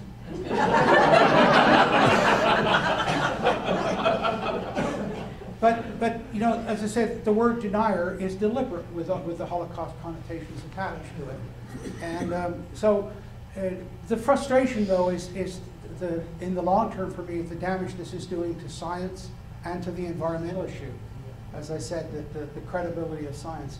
But Voltaire once said it's never wise to disagree with the authorities in power, and nobody knew that better than Voltaire. And so I do this very reluctantly. And I quite seriously think if I was to go back and do it again, I wouldn't do it. It is that nasty. You have no idea how vicious people can get and colleagues can get until you dare to question the prevailing wisdom. And of course, that's why the Founding Fathers not only made free speech your First Amendment, but they made the Second Amendment the way to defend the First Amendment. and because they understood that better than anybody. And so, yeah, I'm a reluctant hero because I do tend to agree with what Edmund Burke said when he said that all it takes for evil to triumph is for good men to stand idly by. And I tend to agree with that. My biggest concern has been the damage to my family or attacks on my family. Fortunately, that hasn't happened yet. But also, of course, in terms of loss of income, because I never received any research grants, even though I've been accused of getting money from the oil companies and everything else. And so it is very difficult, and that's why it's so important for all of us to defend free speech and the people that dare to stand up, even if you disagree with them. And by the way, one of the things that's encouraged me is after we'd spent all our savings on lawyers, then we got a website and money came in from around the world to help. My legal bills have run to $300,000 already, and so you get a measure. But I had people actually sending me money saying, look, we don't totally agree with you, but we defend your right to say it. And that's very encouraging. And of course, that's the whole concept of Voltaire's idea for your right to say things. So, as I said, I'm worried about the credibility of science. I'm worried about the loss of credibility on environmental issues, because there are problems, there are issues that we need to deal with. But as I said, people are getting to the point where, and in fact, what you're going to see in the US Senate coming up, as you saw with the Kyoto Protocol, when it came up, they voted 95-0 against it. Because they said, look, it's going to cost jobs and affect the economy. That's really what it comes down to. So I thank you for your question. And yeah, they've thwarted the scientific method, and academic politics is vicious. Yes. Thank you. The journals as well have been corrupted. Oh, yeah, the questions about journals. Because one of the things I mentioned about funding, there was a significant change during my career, and it was across the Western world. It used to be publish or perish. Right? If you weren't publishing, you would perish. And the reason for that was if you were publishing, then you were up to date, you were at the frontier of your area, and so on. But then what happened was governments started cutting funding to universities. It started in the 80s, and it was the first austerity thing. And universities, of course, seeing that loss of funding, they didn't want to push up the fees too much, although they're already exorbitantly high. So what they discovered was they could shave money off of any research funding that a faculty member got. Because, and legitimately, they were arguing the faculty member were providing space and heat and all the rest of it, so they should pay for that. So they started taking a minimum of 35% off any research funding that came in. Of course, what that did was it made the faculty member that was bringing in large research funds far more valuable to the university. So they got the promotions, and they got to be the glory ones.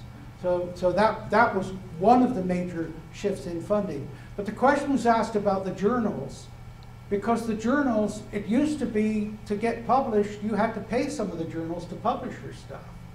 And the journals were run, they were very unprofitable. Well, the journals decided they were taking over publishing companies, particularly like Elsevier, for example. And they started charging huge amounts of money for those journals. And of course, then it became, who could afford to get published? And they published only those things that they knew would sell lots of journals. So the more controversial the article could be. You saw it with Scientific American. Scientific American was describing things very nice, the public could understand different scientific issues. And then they started losing money. So they started, oh, global warming, the sea level, they went off in all this alarmism because it sold magazines. Well, that happened to the academic journals, and it was a truly terrible shift. But also what happened was that some of the editors of the journals were in bed with these climate scientists. Because one of the things that they did to marginalize people like me was they'd say, oh, well, he's not got many peer-reviewed articles. But what they were doing was they were peer-reviewing each other's articles. All right? And they were picking out, well, you can be an author on this article. And they were deciding whose names would go on, because then that padded their publication list. I mean, the corruption went within all of this publication and peer review. It made a mockery of the peer review. That hockey stick thing, which I never got to see it, but if I'd have seen it, I'd know what was wrong with it. But it was peer reviewed. But who was it peer reviewed by? His buddies that were in the same game. And so they made a mockery of the peer review process as well. And the journals went along with that. Nature particularly was bad. So there was corruption all throughout. And it was for the two things. It was the funding and it was the political agenda. So yeah, that's it. Thank you. Thank you. Yes? On the spot. Right. On the spot. X marks the spot. From all my readings of the tea leaves, it seems like sea level rise is the best indicator of global warming. How accurate is that statement scientifically? The sea level question is not very accurate at all. Partly because sea isn't level. It varies around the globe. It varies around the globe. And for example, if you go through the Panama Canal, the sea level is different on one side than the other. And you say, how can that be? They're connected around the bottom of South America. But you don't know. You've got to shift gears to get up into the Atlantic. And you get, because of the gravitational strength in the Earth's crust, will cause bulges in the surface of the ocean. We knew a lot about this when we were doing anti-submarine work, because we're flying very close, and we needed to know how the sea levels vary. Sea level varies also with the atmospheric pressure. Because when you get a hurricane, for example, the pressure is so low that the sea actually rises up. And that intensifies the problem of a hurricane, because that bulge, which is a very long wave, moves along with the hurricane. Now, if that comes on shore at high tide and with an onshore wind, then the storm surge is going to be much greater, and that's what happened with Katrina. Now they claim with satellites that they can measure sea level, but how can you do that? The oceans are not smooth and flat. And I worked with a guy who spent 3 years trying to determine gases moving in and out, and he said that the rippling of the oceans is so great that you can't get accurate measures. You simply can't do it. But of course, they want to tell you they can measure the ocean within millimeters. It's simply not true. And we've also got some interesting measures. There's one in Australia where they marked the sea level back in, I think it was 1870 or something. And the sea level is lower now in that region. But as I mentioned when I was talking, if you're on the shore, you don't know whether the sea level is going up and down or the land level is going up and down. And that also creates a problem. Yeah. How are we doing?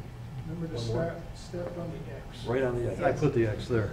Can you make sure the microphone's turned toward you, please? No, it's the wrong way. So the new threat on the environment is ocean acidification. Yes. Tell us about that.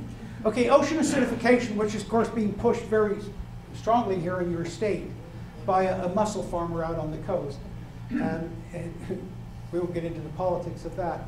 The term ocean acidification is wrong scientifically. The oceans are alkaline. They're becoming less alkaline, not becoming more acidified. The average for the oceans is about 9, but the variation in ocean alkaline levels varies tremendously around the world. And so this is another one of the things that they're trying to argue, that the CO2, more CO2 is absorbed into the oceans, and therefore that changes the acidity. It's just simply, it's simply not true. It's just another of the scares.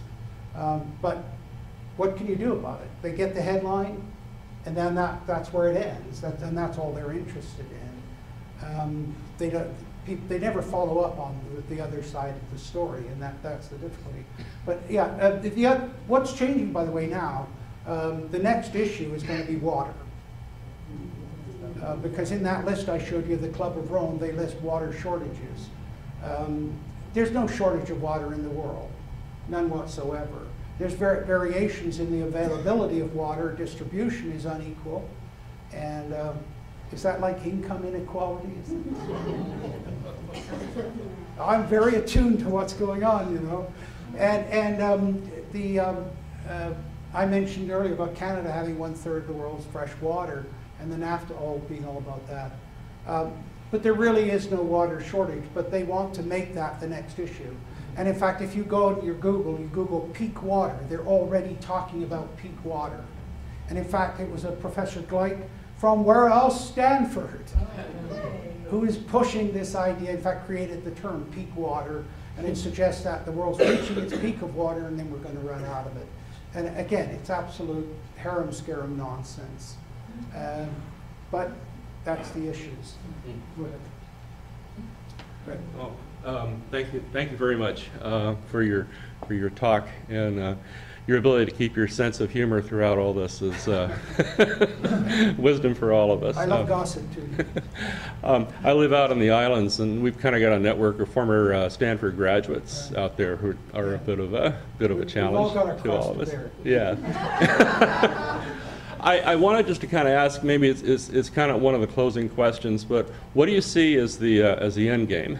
I have a feeling that you know, in your mind you can see where this all may be heading, what the cure might be. Is there a tipping point? You know? Yeah. I think the tipping point was when Tipper left Al, but that's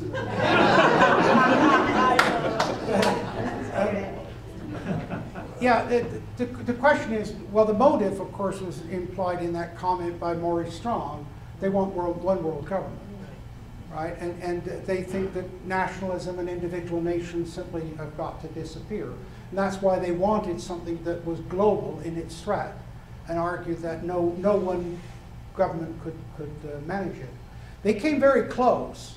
In 2009, there was a conference was supposed to be held in Copenhagen. It was held actually in Copenhagen, at which they were going to finalize the carbon tax for the world. That was going to fund all of this one world government, and it was going to be done through the IMF, the International Monetary Fund, which of course is another of these great overarching, unaccountable bureaucracies. And these people really believe that only they can run the world, that it's got to be one world government, and that's the only way. Maurice Strong certainly believes that.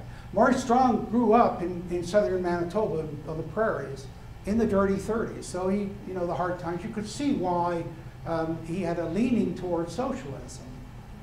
His sister, by the way, has been a lifelong Marxist, and everybody's entitled to their political opinion, but she's much more extreme about it than he is. But that's the agenda. They want one world government. They want to get rid of national governments and individualism. But of course, that's also going on within every country. It's the suppression of the individual to the greater good, and they'll use whatever vehicle that they claim you're threatening or will bring about the end of the world or the end of the nation as a vehicle to control you. So that's really what's happening. So just leave me alone, eh? But that, I don't know if that answers your question. Yeah, it does. Yeah. Okay. Do we have, I think we got time for maybe one more question. If not, I think Representative Elizabeth Scott came in after we started, so there she is right there.